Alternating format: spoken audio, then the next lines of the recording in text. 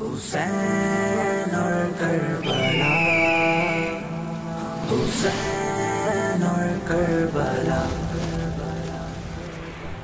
ذوالحجہ کا مہینہ شروع ہو چکا ہے۔ ایک طرف امام مسلم شہید ہو گئے ہیں اور ان کے دونوں بیٹے بھی دردناک طریقے سے ذبح کر دیے گئے ہیں، اور دوسری طرف امام حسین رضی اللہ تعالیٰ عنہ مسلم بن عقیل کا خط ملنے کے بعد کوفہ کی طرف روانہ ہو چکے ہیں، کیونکہ حضرت مسلم بن عقیل نے اپنے خط میں امام حسین سے کوفیوں کی عقیدت، بے پناہ محبت اور ہزارہ آدمیوں کے ان کے ہاتھ پر بیعت کرنے کی اطلاع خط کے ذریعے دے دی تھی، کیونکہ امام کے پاس سب حالات اچھے کی رپورٹ تھی کہ کوئی مسئلہ نہیں ہے، دھوکے اور جنگ کی بظاہر دور دور تک کوئی نشانی یا ثبوت نہیں تھا، لیکن پھر بھی صحابہ کرام علیہم الرضوان امام حسین کو یہی مشورہ دے رہے تھے کہ آپ کوفہ نہ جائیں، لیکن یہ کوشش بیکار ہو گئی اور حضرت امام حسین 72 افراد کو لے کر، اہل بیت کے 72 افراد جس میں عورتیں بھی ہیں، بچے بھی ہیں، سید بڑے بھی ہیں، لے کر کوفہ کی طرف سفر شروع کرتے ہیں۔ لیکن سفر کا آغاز شروع کرنے سے پہلے طواف کے لیے مسجد حرام تشریف لے کے آتے ہیں، بیت اللہ کا آخری طواف یہ قافلہ کر رہا ہے، اس کے بعد وہ کوفہ کی طرف چلتے ہیں، حسرت بھری نگاہ بیت اللہ پر ڈالتے ہیں یہ قافلے والے اور کوفہ کی طرف بڑھتے چلے جاتے ہیں۔ سفر کے دوران ذات عرق کا ایک مقام آیا جہاں بشیر ابن غالب اسدی سے امام حسین کی ملاقات ہوئی۔ بشیر جو ہے وہ کوفہ سے مکے کی طرف آ رہے تھے، تو حضرت امام حسین نے کوفہ کے حالات ان سے پوچھے کہ ادھر کیا کنڈیشنز ہیں، کیا حالات ہیں، تو انہوں نے کہا کہ کوفیوں کے دل تو امام حسین کے ساتھ ہیں، لیکن ان کی تلواریں بنو امیہ ہی کے ساتھ ہیں۔ اسی سفر کے دوران عرب کے مشہور شاعر فرزدق سے بھی آپ کی ملاقات ہوئی اور اس نے بھی اسی طرح کی بات چیت کی۔ اسی سفر کے دوران ایک مقام پر عبداللہ بن مطیع سے امام حسین کی ملاقات ہوئی، انہوں نے بھی حضرت امام حسین کو کوفہ نہ جانے کا کہا اور وہاں کے حالات اچھے نہ ہونے کا بتایا۔ جواباً امام حسین نے یہ آیت قرآن پاک کی پڑھی، لَن يُصِيبَنَا إِلَّا مَا كَتَبَ اللَّهُ لَنَا، ہمیں وہی مصیبت پہنچے گی جو اللہ نے ہم پر مقرر کر دی ہے، ہمارا مقدر ہے۔ دوران سفر ہی حضرت امام حسین عالی مقام رضی اللہ تعالیٰ عنہ کو کوفیوں کی بے وفائی اور حضرت مسلم بن عقیل کی شہادت کی خبر بھی مل چکی تھی۔ اس وقت آپ کے قافلے میں کچھ رائے مختلف ضرور ہوئیں۔ ایک مرتبہ تو امام حسین نے بھی واپسی مکے جانے کا قصد کیا، ارادہ کیا، لیکن مشورے سے یہی طے پایا کہ اب واپسی کا خیال ذہنوں سے نکال دیا جائے اور کوفہ کی طرف سفر کو کنٹینیو رکھا جائے۔ حضرت امام رضی اللہ تعالیٰ عنہ بھی اسی مشورے سے اتفاق کیا اور سفر اب کوفے کی طرف چل دیا، یہاں تک کہ جب کوفہ 2 منزل رہ گیا تب آپ کو حر بن یزید ریاحی ملا۔ حر کے ساتھ ابن زیاد کے 1000 ہتھیار لیس سوار تھے۔ حر نے حضرت امام حسین رضی اللہ تعالیٰ عنہ کی بارگاہ میں عرض کی کہ مجھ کو ابن زیاد نے بھیجا ہے اور حکم دیا ہے کہ آپ کو اس کے پاس لے چلوں۔ حر نے یہ بھی ظاہر کیا کہ وہ مجبوراً آیا ہے، اہل بیت اور آپ کی جناب میں اسے یہ جرت بالکل گوارا نہیں ہے۔ حضرت امام حسین رضی اللہ تعالیٰ عنہ نے حر سے فرمایا کہ میں اس شہر میں خود بخود نہیں آیا ہوں، بلکہ مجھے بلایا گیا، اہل کوفہ نے میرے پاس کافی پیغام اور لوگوں کو بھیجا ہے۔ اسی گفتگو کے بعد امام حسین عالی مقام نے کوفیوں کو متوجہ کرتے ہوئے کہا کہ اے کوفیوں، اگر تم اپنی عہد و بیت پر قائم ہو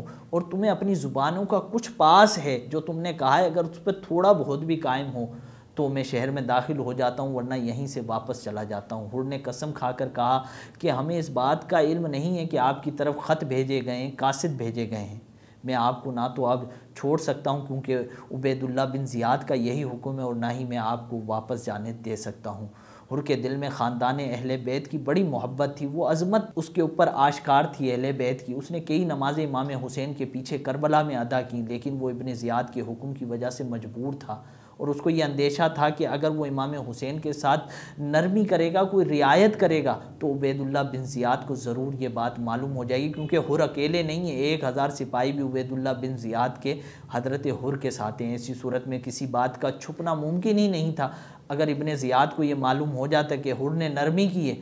تو وہ نہایت ہی سختی کے ساتھ حضرت حر کے ساتھ پیش آتا۔ اس اندیشے اور خیال کی وجہ سے حر اپنی بات پر اڑا رہا، یہاں تک کہ حضرت امام رضی اللہ تعالیٰ عنہ کو کوفے کے راستے سے ہٹا کر کربلا کی طرف اس نے موڑ دیا۔ یہ ہے محرم 61 ہجری کی دوسری تاریخ۔ امام حسین نے میدان میں پہنچ کر اس جگہ کا نام پوچھا تو بتانے والوں نے بتایا کہ یہ کربلا ہے۔ حضرت امام حسین کربلا سے اچھی طرح واقف تھے۔ آپ کو معلوم تھا کہ کربلا ہی وہ جگہ ہے جہاں اہل بیت رسالت کو رائے حق میں اپنے خون کی ندیاں بہانی ہوں گی۔ آپ رضی اللہ تعالیٰ عنہ کو انہی دنوں حضور سید عالم صلی اللہ علیہ وسلم کی زیارت ہوتی ہے۔ حضور علیہ الصلوۃ والسلام آپ کو آپ کی شہادت کے بارے میں بتاتے ہیں۔ اب ایک طرف تو امام حسین کے قافلے والے کچھ عارضی خیموں کے اندر مقیم ہیں، زندگی گزارنے کا کوئی خاص انتظام نہیں ہے، اور دوسری طرف ہزارہا سواروں کا مسلح لشکر مقابلے کے لیے موجود ہے۔ اہل بیت کے خیموں اور یزیدیوں کا لشکر دریائے فرات کے قریب ہی ہے، لیکن امام کے لشکر کو تو ایک قطرہ پہنچنا بھی یزیدیوں نے مشکل کر دیا تھا۔ حالات اتنے خراب تھے کہ فوج کا شور اس قدر تھا کہ اطمینان سے بیٹھنا اور تھکن دور کرنے کی کوئی صورت نہیں تھی۔ اسی دوران حضرت امام حسین کی بارگاہ میں ابن زیاد ایک خط بھیجتا ہے، اور اس خط میں حضرت امام حسین سے یزید کی بیعت کرنے کا کہتا ہے۔ حضرت امام حسین وہ خط پڑھ تو لیتے ہیں، لیکن آپ اس کا جواب نہیں دیتے، اور حیرت کرتے ہیں کہ ان کوفہ والوں میں ذرا سی شرم و حیا نہیں ہے کہ مجھے تو خط لکھ کر بلایا تھا اور اب مجھ سے ہی خط کے ذریعے یزید کی بیعت کا مطالبہ کر رہے ہیں۔ امام حسین کے خط کے جواب نہ دینے سے ابن زیاد کا غصہ اور بڑھ گیا، اور اس نے مزید لشکر اور فوجوں کو بلایا اور ان لشکروں کا سپہ سالار عمر بن سعد کو بنایا، جو اس وقت ملک رے کا گورنر تھا۔ رے خراسان کا ایک شہر ہے جو آج کل ایران کا دارالسلطنت ہے، اور اسے تہران کہتے ہیں۔ یہ سب حضرت امام حق کی عظمت فضیلت سے خوب واقف تھے۔ اسی وجہ سے ابن سعد حضرت امام حسین رضی اللہ تعالیٰ عنہ سے جنگ کرنے سے بچ رہا تھا، تھوڑا سا وہ چاہ رہا تھا کہ صلح ہو جائے، مگر ابن زیاد نے اسے مجبور کیا کہ اب تمہارے پاس دو صورتیں ہیں، یا تو رے کی حکومت سے دستبردار ہو جا، یا پھر امام حسین سے مقابلے کے لیے پوری فوج کی لیڈرشپ سنبھال۔ دنیاوی حکومت کی لالچ اس کو جنگ پر آمادہ کر لیتی ہے۔ آخرکار ابن سعد وہ تمام لشکر اور فوج لے کر حضرت امام حسین کے مقابلے کے لیے روانہ ہو جاتا ہے۔ دوسری طرف ابن زیاد ایک کے بعد ایک لشکر عمر بن سعد کی طرف بھیجتا رہتا ہے، یہاں تک کہ جو کربلا میں 72 افراد کا جو قافلہ اہل بیت کا ہے اس کے اگینسٹ 22,000 کا لشکر جمع ہو جاتا ہے۔ حیرت کی بات یہ ہے کہ دنیا کی کسی جنگ میں بھی اس کی مثال نہیں ملتی کہ 72 کے مقابلے میں 22,000، اور 72 بھی وہ جس میں بیویاں ہیں، عورتیں ہیں، بچے ہیں، بیمار ہیں، اور وہ جنگ کے لیے آئے بھی نہیں، ان کے پاس جنگی ساز و سامان بھی نہیں ہیں۔ ایسے میں 22,000 کا لشکر بھیجنے کا مطلب ہے کہ وہ خوب جانتے ہیں کہ اہل بیت کا ایک ایک جوان ہمارے ایک ایک دستے سے پہ بھی بھاری ہے، کئی ہزار افراد کے لیے بھی کافی ہے۔ انہوں نے اہل بیت کو کنٹرول کرنے کے لیے اور بھی چالیں چلیں، اس میں سے ایک چال یہ بھی تھی کہ لشکر امام حسین پر پانی بند کر دیا گیا، جس سے امام کے ساتھ آنے والے لوگ بھوک اور پیاس کے سبب کمزور پڑ گئے، اور یہ ان کی چال تھی کہ پھر ہم جنگ شروع کریں گے کہ وہ کمزور پڑ گئے ہیں اور ہم ابھی بھی تر و تازہ ہیں، ہم تو کھا پی رہے ہیں۔ اب یہ 7 محرم سے 10 محرم ہو گئی ہے، اہل بیت کے پاس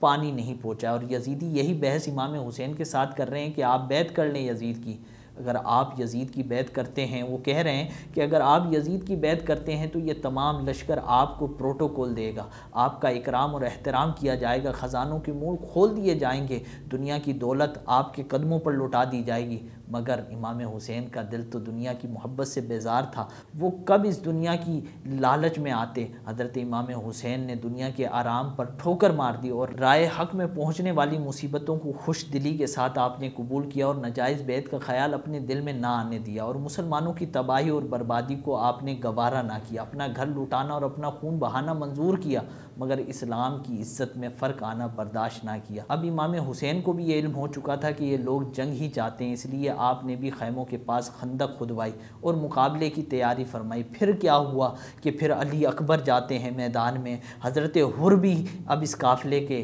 راہی بن چکے ہیں، پھر امام حسین بھی ایک وقت آتا ہے کہ اس قافلے میں خندق کھدوائی اور مقابلے کی تیاری فرمائی۔ جب آپ کو یقین ہو گیا کہ یہ جنگ کے علاوہ کسی صورت راضی نہیں ہے تو آپ نے بھی جنگ کی تیاری شروع کی اور اپنے خیموں کے ارد گرد خندق کھدوائی۔ حر بھی آپ کے قافلے میں شامل ہو گئے ہیں، اور امام علی اکبر بھی میدان میں شیروں کی طرح لڑ رہے ہیں، گاجر مولی کی طرح یزیدی کٹ رہے ہیں۔ یہ سب ہوگا اگلے ایپیسوڈ میں۔ حسین اور کربلا، حسین اور کربلا۔